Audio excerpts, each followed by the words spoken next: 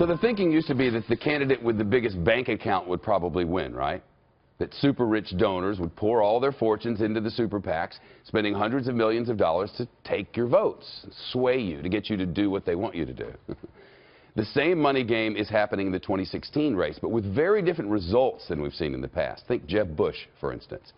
He was, of course, the darling of the big donors who raked in all the cash that kept on coming despite loss after loss. So, as we now know, that didn't work. That money didn't buy much. So what's a billionaire super PAC to do when their dollars aren't swaying voters? You play a different game. Spend the money on delegates. Julie Bykowicz is here. Julie Bykowicz, excuse me. She reported on that today for the Associated Press. She's a political reporter for the AP. They're just moving the money. That's right. They've decided, like everyone else, or just about everyone else, that the new game is at the delegate level, not the voter level. So what are they doing to get delegates with all of their money? Well, the good news for the billionaires who pour money into these super PACs is it's much less expensive to spend money on the delegate race because it's a far smaller set of people. And you don't want to be blitzing them with television commercials. You want to be mailing them things at their homes, calling them, talking to them at these state conventions that we've seen over the last few weekends. All that's quite a bit cheaper. It takes a lot of work and planning, but you don't have to pour tens of millions of dollars into television ads. It looks as if the Cruz campaign was suited for this, that they had planned for this, that this was one of their games from the very beginning. They were probably thinking somebody like Jeb Bush or Marco Rubio or something, but nevertheless, the game is the same. But it doesn't look like Trump's done this, that he's just begun. Is it too late? Can he put this together? Well, what we've reported is it does look like it's a little bit too late for Trump to really fully get into the delegate game. And the reason why is because some very important states that just chose delegates rather than having voting contests of their own have already come and gone. And meanwhile, Trump is still just putting his pieces in place.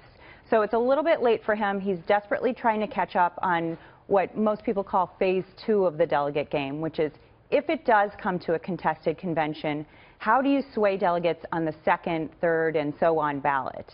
And that's where we'll see if Paul Manafort and now Rick Wiley can really sort of make a difference here. Has it been surprising to you at all that people didn't see or are convincing the voters that they didn't know what the rules were? And this seems like a very tough sell, and yet people are biting it.